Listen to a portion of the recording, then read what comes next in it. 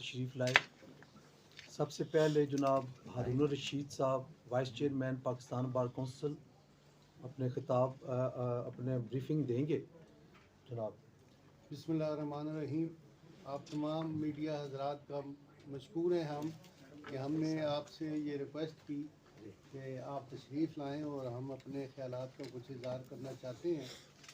और वो ये हैं कि जब से ऑनरेबल सुप्रीम कोर्ट ने पीटीआई के ख़िलाफ़ इलेक्शन कमीशन के हक़ में एक फ़ैसला दिया है कि उनसे पार्टी का इंतखाबी निशान लिया गया था। मैं आपसे गुजारिश करूं कि पाकिस्तान एक जमहूरी मुल्क था, जमहूरी मुल्क है और हम जमहूरियत पे ही यकीन रखते हैं और पाकिस्तान की बुनियाद जो है वो जमहूरी और इस्लामी क़वानीन के मुताबिक था।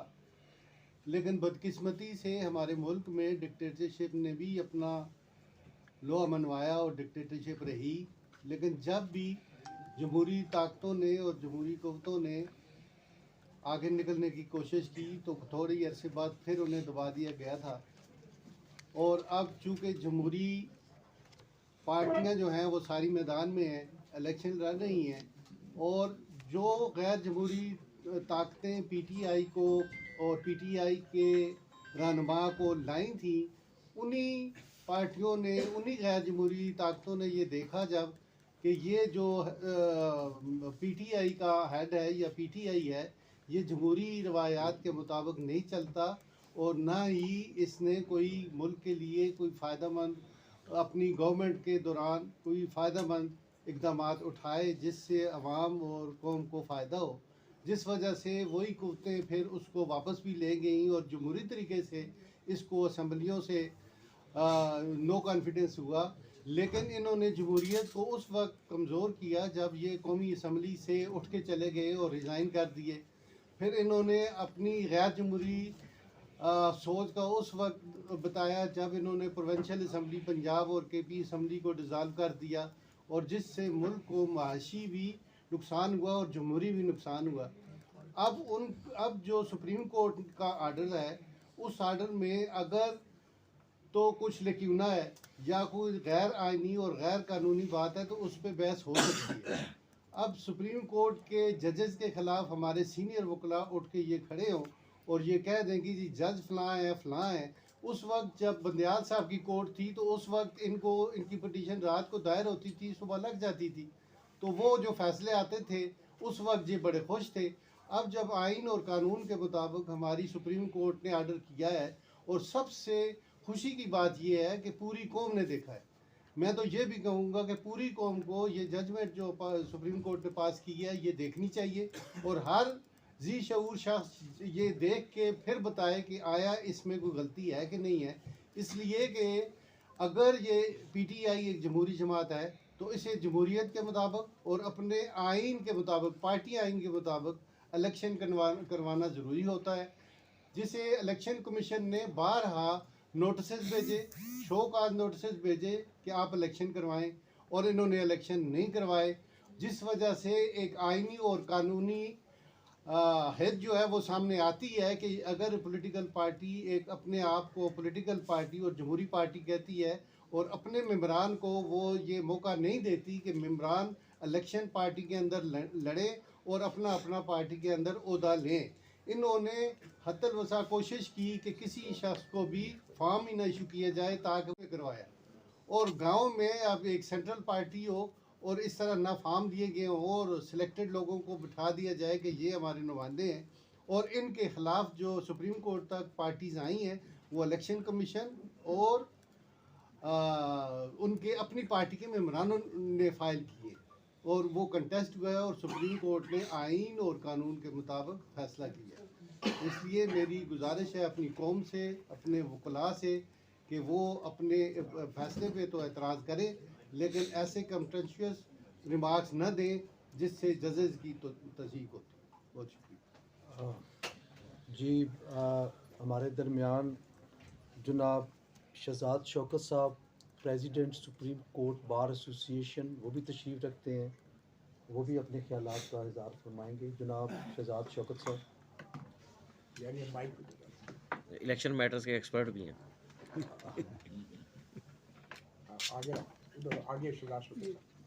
ये छोटे वाला के साथ है।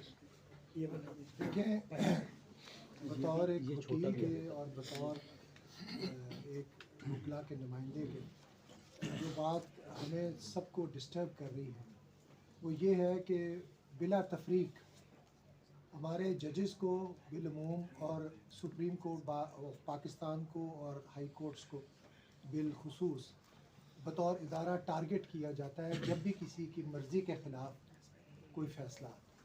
और हम इस बात से ये जो ट्रेंड है ये रीसेंट पास्ट में बहुत ज़्यादा ज़ोर पकड़ गया और हम बतौर वकला नुमाइंदगान इस बात से शदीद आज़दा है कि जब भी किसी पार्टी की मर्ज़ी के ख़िलाफ़ कोई फ़ैसला आता है तो एक स्मीयर कैंपेन हमारे जजेस के और कोर्ट्स के ख़िलाफ़ शुरू कर दी जाती है जो कि काबिल मज़म्मत है। और हम बार बार ये कहते हैं कि जो जजमेंट कोई भी कोर्ट देती है वो पब्लिक प्रॉपर्टी है, उस पर फेयर कमेंट्स के दायरे में रहकर बिल्कुल उसके ऊपर डिस्कशन होनी चाहिए। ये एक आइनी और कानूनी हक है तमाम लोगों का, अवाम पाकिस्तान की अवाम का। लेकिन जजेस को टारगेट करना और बेसरोपा कहानियाँ जो हैं सोशल मीडिया के ऊपर गर्दिश कर रही हैं, जजेस की फ़लानी मीटिंग होगी, ये हो गया, ये चीज़ें ना तो इदारे इनको कंट्रोल कर रहे हैं और ना ही बड़े अदब से इन चीज़ों को फ़रोग देने के रास्ते में कोई रुकावट डाली जाए। लिहाजा हम बतौर पाकिस्तान बार कौंसिल ने ये इनिशिएटिव लिया है, हमें बिल्कुल इनके शाना बिशाना है। ये ट्रेंड जो है दिस मस्ट स्टॉप और इदारों को और जजेस को क्रिटिसाइज़ करने का जो एक रविश चल पड़ी है इसको फिल फॉर रोका जाना चाहिए। और हमारी इस्तदा है तमाम इदारों से जो इन चीज़ों को कंट्रोल करते हैं, सोशल मीडिया को कंट्रोल करते हैं, मीडिया के ऊपर जो वॉच डॉग्स बैठे हैं कि वो ये देखें कि ऐसे कमेंट्स जो सरीहन कंटेम्प्ट ऑफ कोर्ट के ज़ुमरे में आते हैं और जिनकी कोई लीगल बेसिस नहीं है। मैं अभी तक सारे प्रोग्राम्स जब से ये जजमेंट आया है हमने बगौर उनका मुताला किया, उनको देखा है और किसी ने भी अभी तक जजमेंट के ऊपर ऑन लीगल पार्ले कोई कमेंट नहीं किया। जजेस को तनकीद का निशाना बना रहे हैं, आइनी हकूक़ से महरूम कर दिया। आइनी हकूक़ जो हैं वो तमाम कवानीन के ताबे हैं और अगर कवानीन ये कहते हैं कि आपने इंट्रा पार्टी इलेक्शन करवाना है तो करवाइए। और ये मैं सिर्फ ये नहीं है, दूसरी तरफ से भी यही कुछ होता रहा है और हम बार बार इस पर नुक्ता एतराज़ उठाते रहे हैं। आखिर थक हार के अब हम आपके सामने हैं और हम तमाम लोगों को ये बावर करवाना चाहते हैं कि supreme court, bar association of Pakistan, Pakistan bar council, तमाम जो जितने वकला के नुमाइंदा इदारे हैं वो इस ट्रेंड को बिल्कुल बर्दाश्त नहीं करेंगे। और जिसने भी कमेंट करना है वो उसको number 1 it should have a legal basis और नंबर 2 इसको बिल्कुल अदालतों के एहतराम के दायरे के अंदर रहकर कमेंट किए जाने चाहिए। और ये जो बार बार जजेस की शख्सियत को निशाना बनाया जा रहा है इसको हम इसकी भरपूर मजम्मत करते हैं और हम तमाम इक़दामात ऐसे करेंगे जिनसे इस ट्रेंड को रोका जा सके।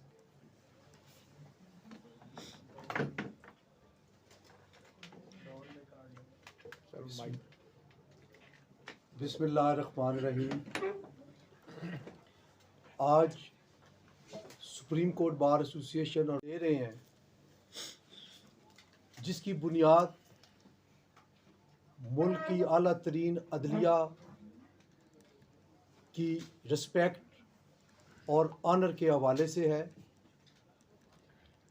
इसमें कोई शक नहीं कि कोई भी जजमेंट या फैसला जब आ जाता है तो वो पब्लिक प्रॉपर्टी बन जाता है, उस पर तनकीद, उस पर अपनी राय का इज़हार कोई ममानियत नहीं है और हम ख़ुद आए रोज़ मुख्तलिफ़ जजमेंट्स पे अपना इज़हार करते हैं।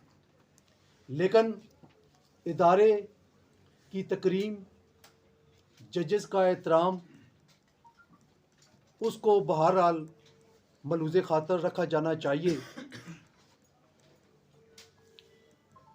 मैं हर पॉलिटिकल पार्टी से मुखातब हूँ, उस पॉलिटिकल पार्टी से भी कि जिन्होंने सुप्रीम कोर्ट के एक बेंच की जानिब से एक मुल्ज़म के बारे में लफ्ज़ मासूम का कहा तो उसका शोर मचाया कि ये इनोसेंट डिक्लेयर कर रहे हैं, जबकि कानूनी इस्तिलाह में हर वो मुल्ज़म उस वक्त तक मासूम है जब तक उस मुकदमे में उसको सज़ा नहीं होती।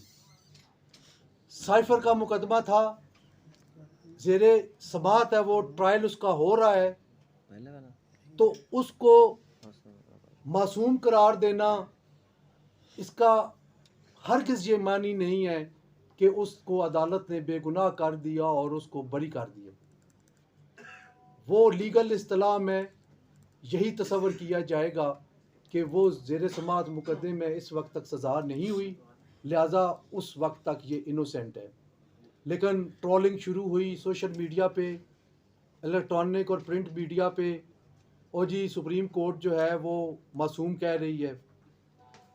फिर हमने देखा कि 9 घंटे समात मुसलसल हुई, टेलीकास्ट हुआ, और मीडिया पे ही ये सुनने में आया कि वकला उस मखसूस पार्टी के वो बग़ैर तैयारी के सुप्रीम कोर्ट में आए हुए थे, जिस चीज़ का भी सवाल किया जाता उसका कोई जवाब नहीं था।